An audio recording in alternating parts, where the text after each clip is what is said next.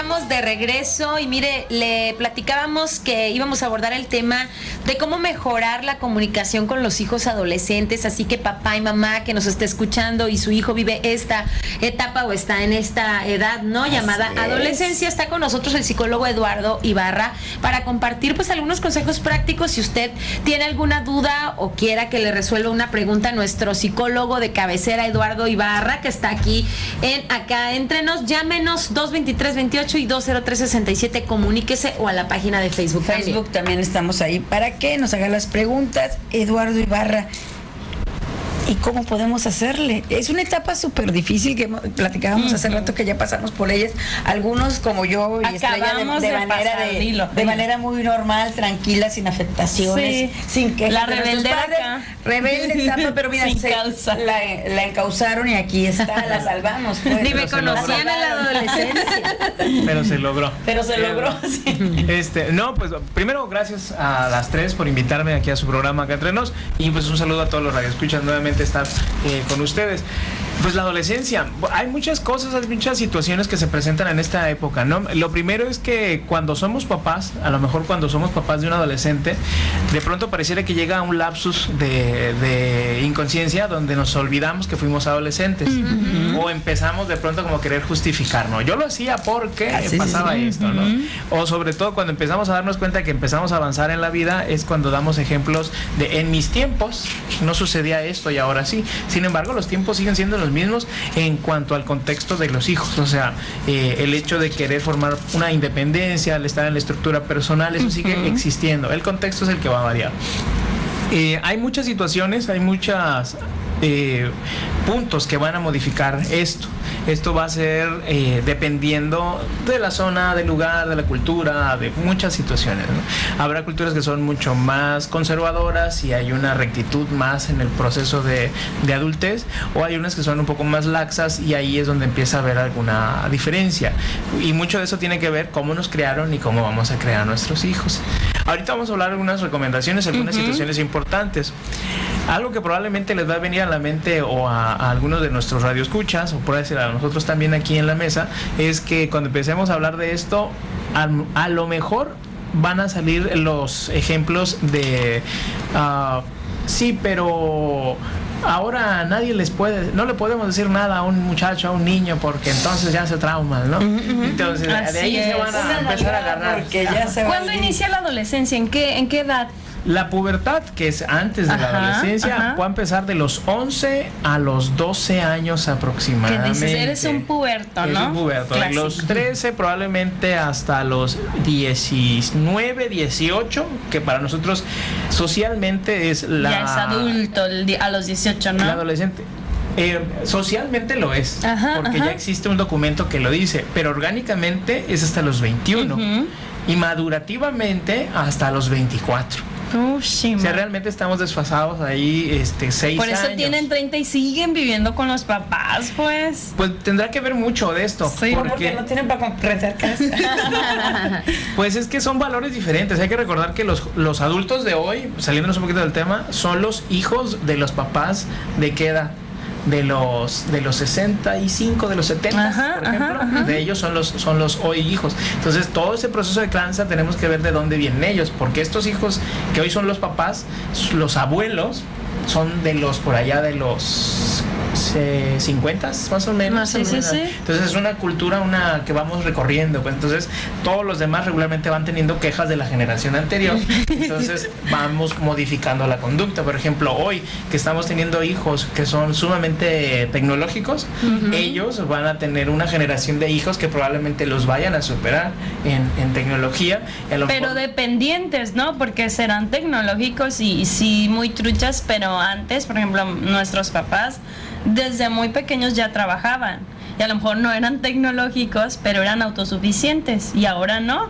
Ahora es al revés, ¿no? A lo mejor más que tecnológicos, cibernéticos, porque ya tenían sus tecnologías y eran dependientes. Por ejemplo, hay que recordar la grabadora, el Discman, que a lo mejor ahorita la generación es la que lo manejó, el cassette, todo esto era la dependencia. Nosotros, ¿no? Los de... Entonces, a lo mejor los abuelos tenían la queja de ya estás prendiendo la grabadora, otra vez con tu audífono, deja de grabar el radio. Entonces todo ese tipo de situaciones. Y si nos vamos más drásticos, pues el mambo que hoy sería el abuelito del reggaetón, pues entonces era un morbo en aquel entonces, ¿no? Sí, pero ya sí, hablándonos sí. muy atrás.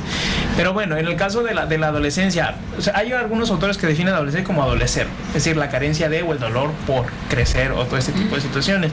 El puber, que es que decíamos que era de los 13 a los 15 más o menos, perdón, a los 11, 12 por ahí, viene la palabra de puberto, de puber, de vello púbico, viene de ahí. Es decir, la aparición de estas características, ¿no? El desarrollo de algunos caracteres sexuales y de ahí en adelante ya la aplicación de eso.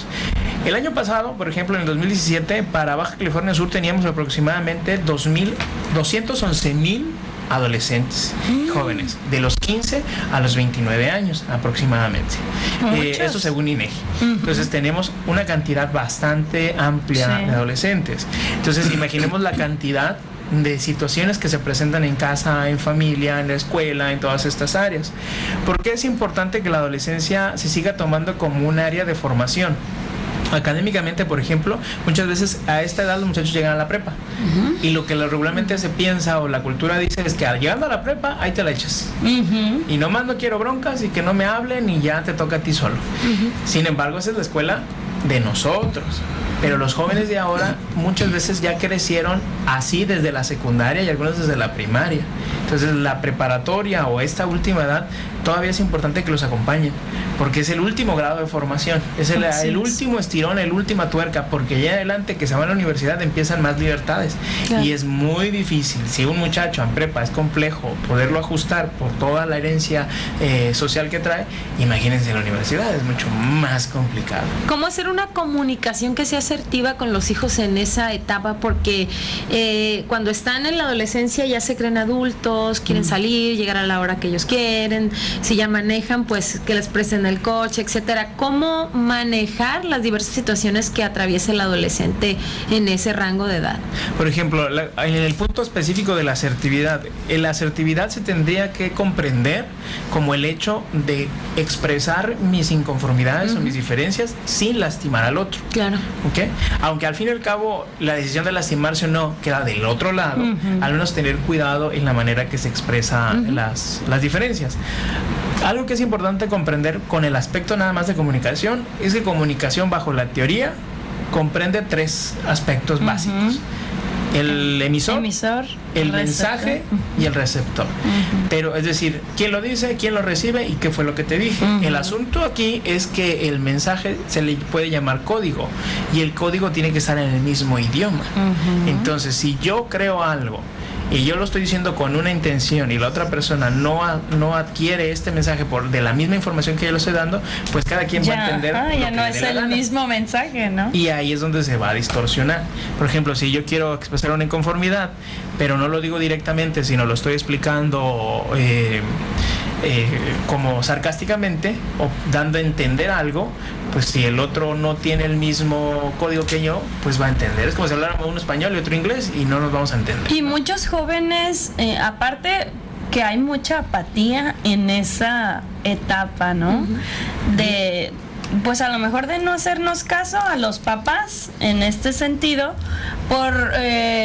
o uno, como dices tú, no estamos dando el mensaje adecuado con las palabras adecuadas o con el sentido adecuado, y aparte el adolescente cree que todo el tiempo es para molestarlo o todo el tiempo es para mandarlo, pero no captan el mensaje que nosotros queremos dar. Entonces, ¿cómo llegar? Ahora sí que, le hablamos bonito. Estamos hablando en la situación que tenemos un hijo, ¿no? Pensando en tenemos hijos, pero hay familias que te los aventaron seguiditos. ¿Cómo le hacen? ¿Cómo para le hicieron? Esa comunicación?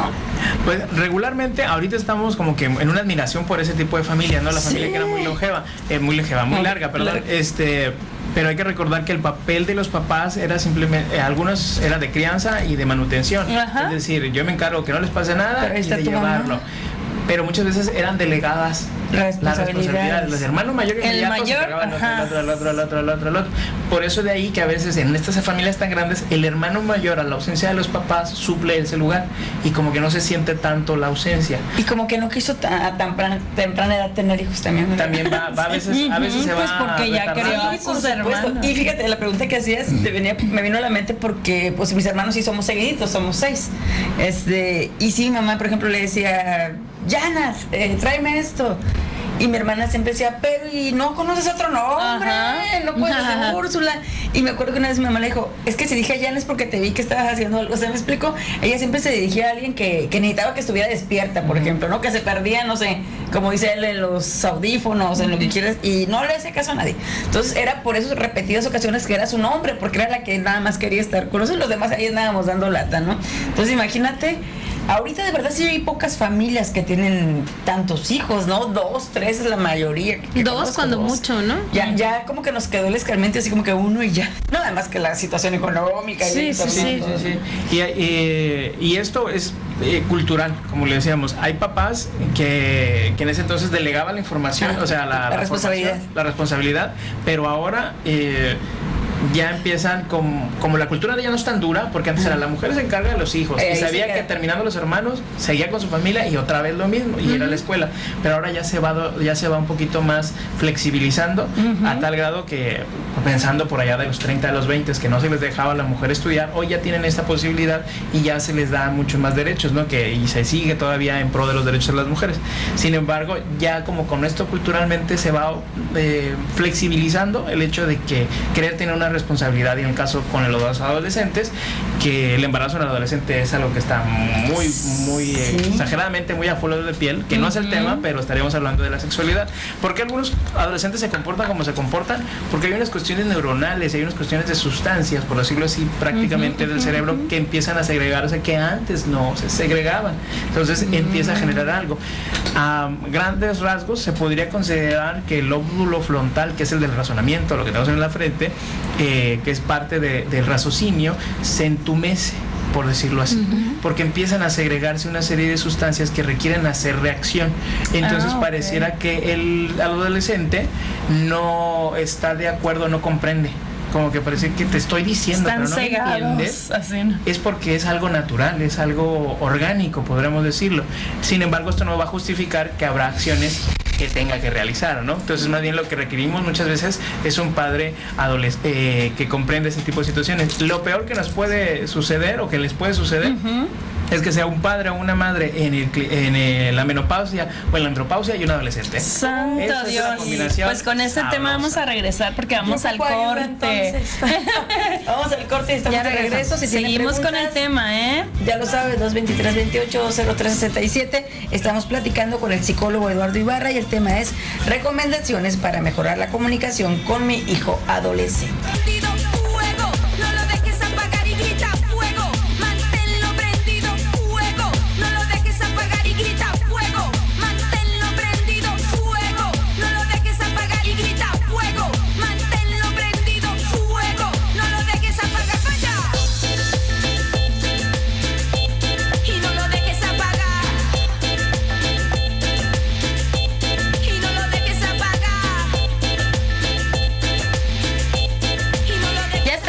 De regreso, estamos de vuelta acá entre nos, llegando a los 5 municipios y estamos hablando cómo tener una buena comunicación con los hijos adolescentes, sobre todo en esta época, ¿no?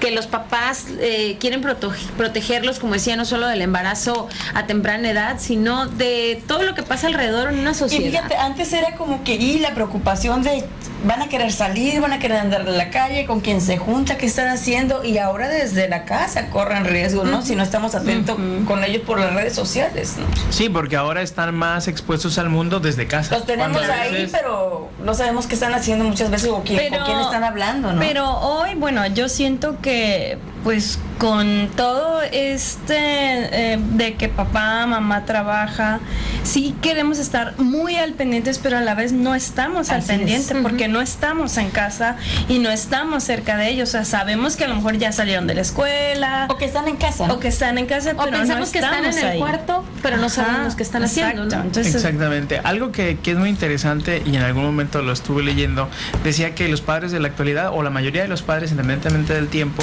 queremos a hijos obedientes. Queremos hijos obedientes por un deseo de que si le decimos guarda silencio, guarde silencio. Si le decimos párate, queremos que se pare. Si le decimos cállate, te callas. Entonces, sin embargo, muchas veces conforme va creciendo, llega la adolescencia, empezamos a encontrar diferencias porque a veces queremos que al momento de que tengan compañía, o sea, que ya se empiecen a formar parte de un núcleo social o de algún grupo, no se dejen llevar. O sea, como que no hagas lo que los demás hacen necesariamente. Sí, es malo. Pero hay un detalle. Lo bueno o lo malo muchas veces no lo diferenciamos. Entonces, hay que recordar que el concepto de obediencia sería hacer caso a la autoridad. Entonces, en la adolescencia los padres empiezan a tomar un segundo plano para los hijos, y los pares o los adolescentes, otros adolescentes empiezan a ser de mayor relevancia. El asunto es que si el concepto de obediencia está muy firme, le van a hacer caso, porque estamos hablando de que manejamos desde el principio el concepto de obediencia. Esto no quiere decir que vamos a dejar a hijos al garete desde pequeños. Más bien, conforme vaya tomando raciocinio por ahí de los 9 o 8 años, ya empezar a hacerle ver qué decisiones va a tomar, aunque nosotros sigamos controlando las opciones. ¿Y qué consecuencias va a tener esa decisión? Exactamente. ¿No? Hay una diferencia que es importante en la comunicación, que una cosa es oír y otra cosa es escuchar. Claro. Son dos cosas diferentes. Una cosa es oír, si ahorita está usted prestando atención al radio o de pronto se enfoca por estar en la comida, a lo mejor va a escuchar nada más voces que están en la radio, pero no las está escuchando.